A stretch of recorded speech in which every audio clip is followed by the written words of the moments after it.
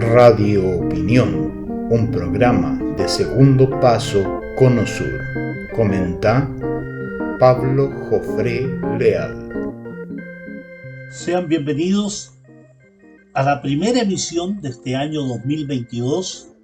de nuestro programa Radio Opinión, aquí en Segundo Paso Cono Sur. Un año 2022 que ha comenzado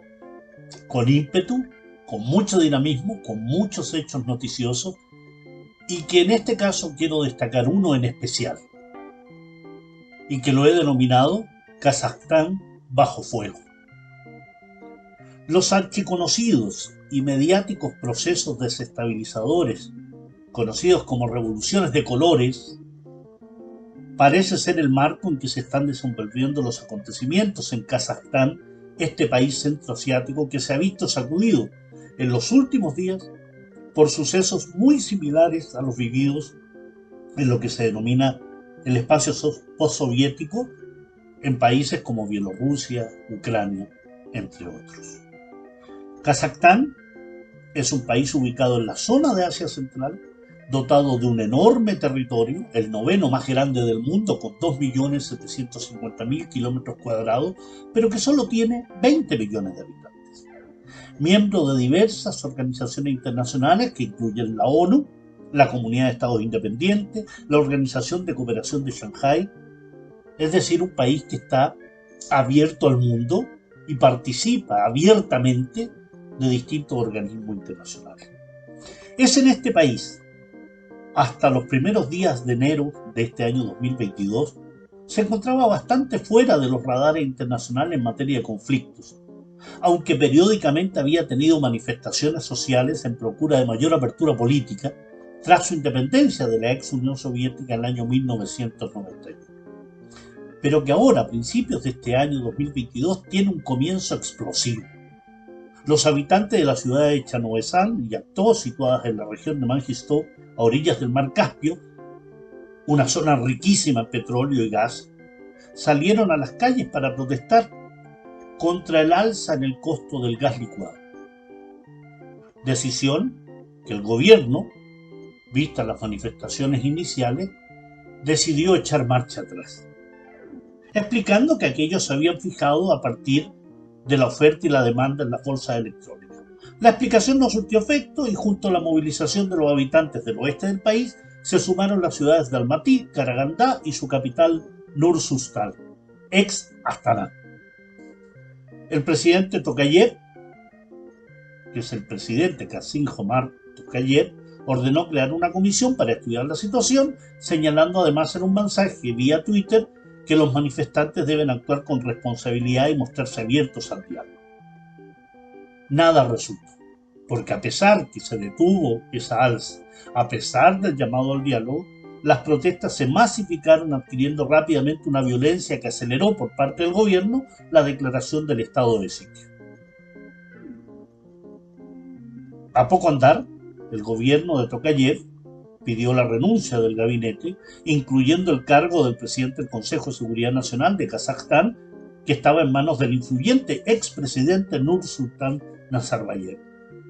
Ninguna de esas medidas bastó para aplacar las demandas de cierta parte de la ciudadanía que ya a estas alturas se había armado, de armas de fuego por supuesto, quemando edificios gubernamentales, asaltando cuarteles militares y policiales. El panorama se incendió, con muertos, heridos, detenidos, quema de edificios. La escalada de las marchas en varias zonas del país conllevó fuertes enfrentamientos y hasta el despliegue de vehículos blindados, comenzando por tanto el conteo de fallecidos, tanto los manifestantes y armados también con grupos armados, como también a las fuerzas de seguridad que tuvieron hasta ahora una treintena de bajas, entre ellas el gobierno anunció varios descuartizados. Las interrogantes frente a la violencia observada comenzaron a surgir. Un alza en el costo del gas, frenada un par de días después de efectuada, ¿podría generar tal ola de indignación o se puede hablar de intereses ajenos en este proceso que está aprovechando la coyuntura para llevar adelante un plan preconcebido, estilo revoluciones de colores, y que ha encontrado en esta medida el gobierno la excusa perfecta? A mi parecer, encontramos múltiples ejemplos en nuestras sociedades de este tipo de escalamiento de las reivindicaciones hasta hacer explotar demandas insatisfechas, necesidades ocultas por años de falta de participación, alejamiento de la necesidad de nuestros pueblos, pero que quiero invitar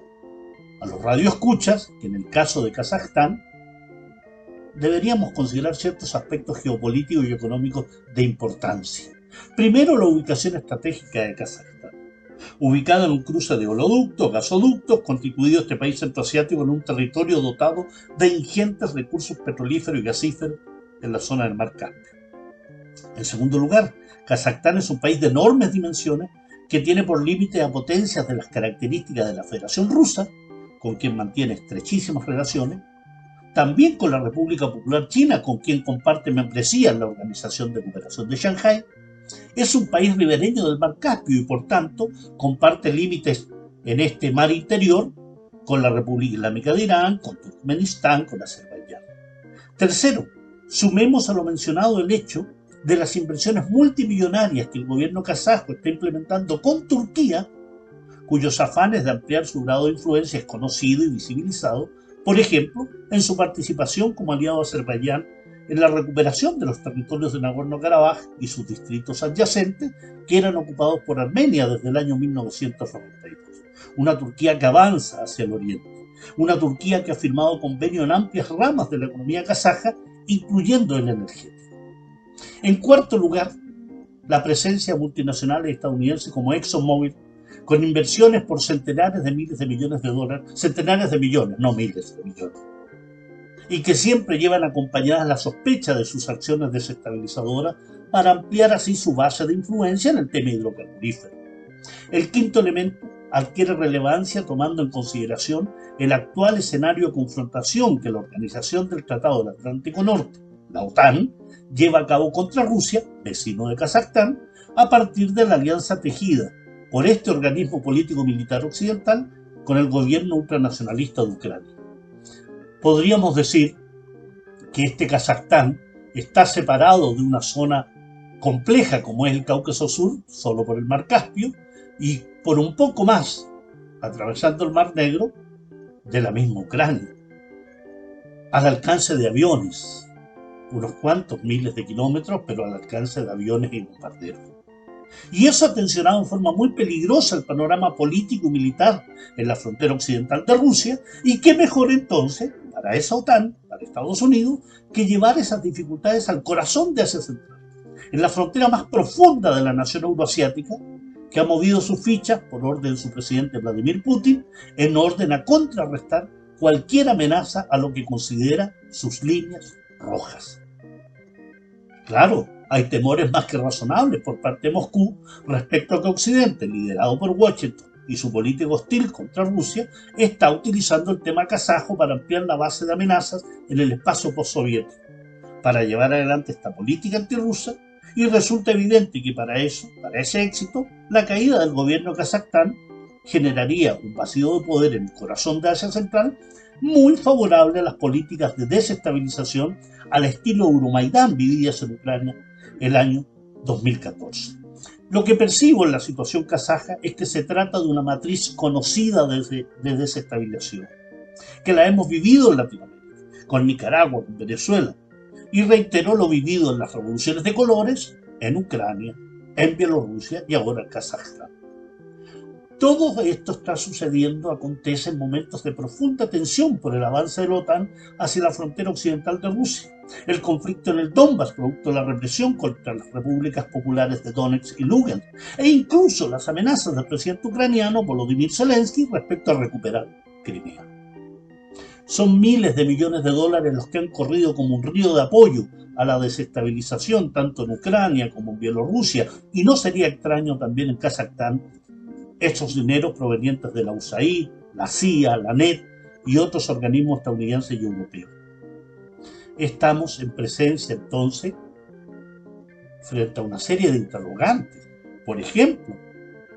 ¿es un plan trazado en los gabinetes político-militares otanistas para generar complicaciones entre Kazajstán y sus vecinos en un marco regional conflictivo? Ya el 24 de diciembre del año 2021, Kazajstán y Estados Unidos coincidieron en la importancia de fortalecer la cooperación en la esfera de seguridad, en una comisión conjunta llamada Asociación Estratégica Ampliada entre ambos países. Esa es la punta de lanza. Nuestros países deben ser muy cautelosos en la firma de este tipo de convenios porque le da pie a que ingresen los ministerios de defensa, organismos de seguridad, organismos fronterizos, aduanas, en un trato de tú a tú entre gobiernos. En el escenario actual en que se vive en Asia, sobre todo en Asia Occidental, la zona del Levante Mediterráneo, el Cáucaso Sur y Asia Central, no se puede estar jugando a estar bien con Dios y con el diablo. Hay que tomar posición. Y a mi entender, Kazajstán está jugando con fuego hasta que este se desató. Y se desató de tal forma que el gobierno de Kazajstán, el gobierno presidido por Tokayev, ha solicitado apoyo a lo que se llama el acuerdo, el tratado de seguridad colectiva que involucra a Bielorrusia, a Armenia, a Tayikistán, a Kirguistán, a Bielorrusia y la propia Rusia. Por tanto, se ha desplegado, por petición del gobierno de Kazajstán, 3.000 efectivos rusos, 500 bielorrusos, 200 tayikos, 150 kirguises y 70 armenios como apoyo a las Fuerzas Armadas de Kazajstán para restablecer el orden. Y esto sin duda ha generado los reclamos occidentales permanentes, que cuando les sucede algo a alguno de sus socios no dudan en mover la OTAN, el Consejo de Europa, mover todos sus organismos, pero cuando eso lo hacen otros países que no están en su área de influencia, indudablemente comienzan a surgir temas como derechos humanos, democracia, cuidado a los manifestantes, necesidad del diálogo, negociación.